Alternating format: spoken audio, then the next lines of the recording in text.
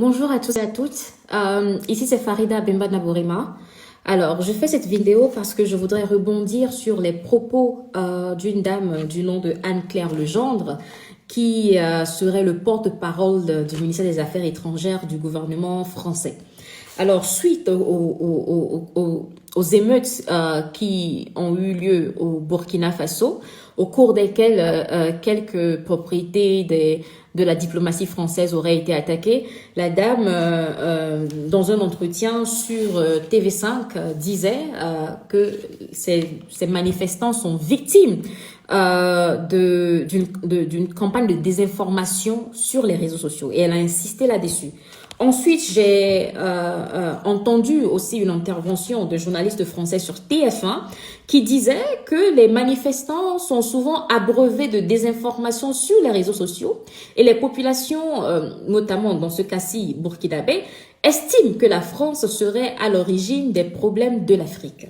Alors, je voudrais avant tout que l'on touche à ce mot que la France utilise aujourd'hui parce que c'est en vogue un peu partout pour essayer de discréditer toute personne ou toute entité ou tout groupe de gens qui essayent d'apporter un éclairci sur comment les États opèrent. Le mot désinformation. La désinformation, c'est l'utilisation des techniques de l'information, techniques et méthodes, pour induire en erreur, cacher ou travestir les faits. Alors, quand il parle de victimes de désinformation, c'est faire passer la France pour une victime. C'est donner l'impression que c'est l'État français qu'on essaye de présenter comme un État méchant, cruel, voleur, qui serait à l'origine des problèmes de l'Afrique. La France, en fait, veut se dédouaner de ce qu'elle vit maintenant en Afrique. Je voudrais d'abord informer les autorités françaises. Je sais qu'ils sont dans le déni et qu'il leur est difficile d'accepter que les Africains ne veulent plus d'eux. C'est la réalité. Cela a été le cas pas seulement aujourd'hui. Depuis plus de 50 ans, les Africains vous demandent de partir. Ce n'est rien de nouveau. Les luttes de résistance contre vous ont commencé depuis l'époque de nos grands-parents. Ce n'est qu'aujourd'hui, avec les réseaux sociaux, nous avons la possibilité de nous faire entendre en dehors de nos petits groupes de nos petits groupes et des petits États coloniaux que vous avez inventés. Nous pouvons nous faire entendre par le monde entier. Nous pouvons former des alliances. Et c'est ce qui vous énerve. Parce que la France a toujours été en mesure de créer une propagande qu'elle a vendue au monde entier où les gens sont convaincus que dans les colonies françaises, les gens sont heureux. La France, c'est un pays des droits de l'homme, c'est le pays de l'art, de la littérature, de l'amour. Les Français ne sont pas des gens dangereux, et ils ne sont pas des gens méchants. Vous savez, il faudrait que les autorités françaises comprennent une chose. Ce que vous êtes en train d'expérimenter aujourd'hui en Afrique, c'est une rébellion. C'est une résistance. Les Africains en ont marre. Et vous le saviez, mais étant dans le déni et étant renfermés dans votre complexe de supériorité et votre racisme qui vous empêche d'imaginer un noir non docile. C'est-à-dire, est-ce que c'est possible pour un Africain de ne pas aimer la France? Est-ce que c'est possible pour un noir de vouloir être libre? Dans votre racisme qui vous pousse à penser que l'Africain n'a pas d'identité, l'Africain n'a pas de dignité, il vous est difficile d'accepter que les Africains ne veulent plus de vous. Mais je vais, dans cette petite vidéo, essayer d'ouvrir une page de votre histoire, de montrer encore une fois aux gens ce que la France a été pour nous durant l'époque coloniale et continue d'être dans la période post-coloniale. Nous sommes en octobre, donc je vais me situer à un événement qui s'est déroulé en octobre. Et là, je vous lis les propos d'un écrivain français, d'un chercheur français du nom de Gilbert Comte.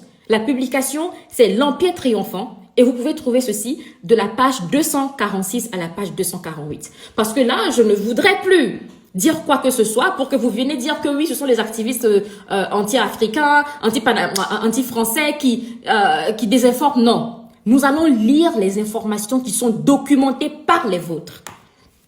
Alors ici, en 1910, Charles Manguin, compagnon de marchand à Fashoda, prône dans le livre La Force noire le recrutement des soldats parmi les indigènes. Dans la perspective des guerres modernes, il affirme que le manque de nervosité de la race noire l'y rendra précieuse. Vous imaginez le manque de nervosité de la race noire, le degré de racisme. L'insouciance du noir et son fatalisme deviennent alors des qualités. Vous parlez de nous, hein? L'insouciance des noirs et son fatalisme deviennent alors des qualités. La campagne de propagande ne rencontre pas l'enthousiasme espéré. Le décret de mobilisation du 19 octobre 1915 permet donc de lever 51 000 personnes au Sénégal et au Soudan. Le Soudan, c'est le Mali actuel.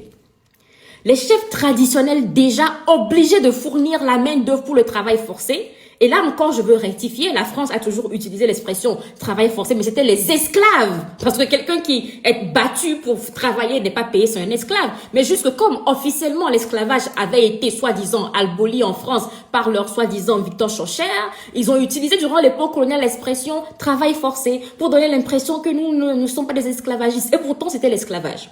Alors je reviens, les chefs traditionnels déjà obligés de fournir la main-d'œuvre pour le travail forcé doivent maintenant livrer pour la guerre en Europe des hommes dont ils savent qu'ils ne reviendront pas. De nombreux troubles éclatent dès la fin de 1915 et là on parle de la guerre qui a précédé la Première Guerre mondiale. Soulèvement des Bambara de Beledougou au Soudan, le Mali, troubles violents à Bandiagra, Diori, Bobo Dioulasso au Burkina. Sans gêner, l'armée encercle des villages, s'empare des adultes et les emmène ligotés. Beaucoup s'infligent des blessures volontaires et s'enfuient. Vous imaginez, nos grands-parents, certains ont été obligés de s'infliger comment l'appelle-t-on?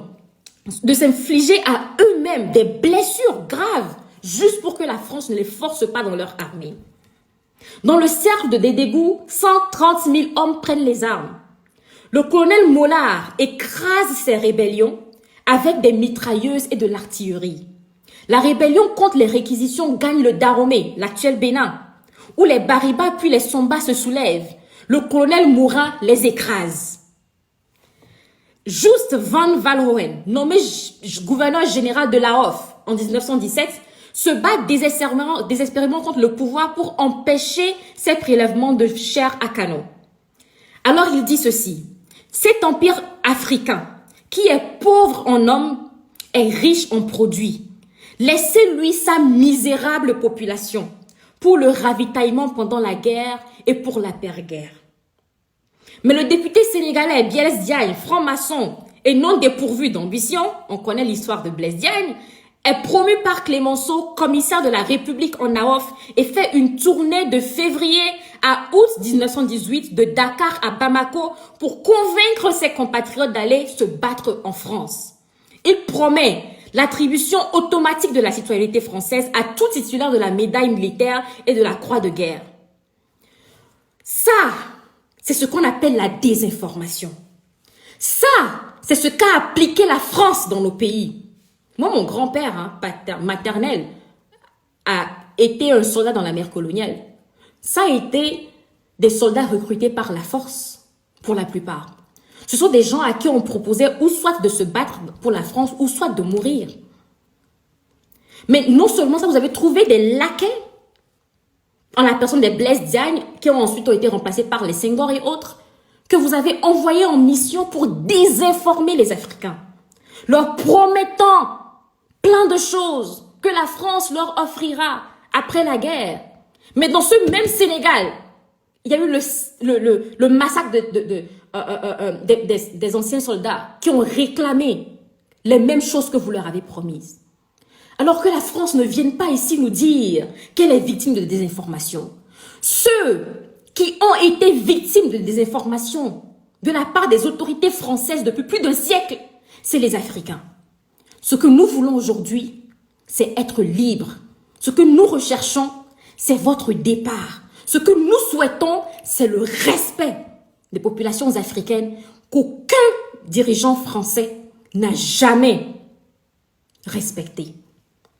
Alors là, je m'arrête là.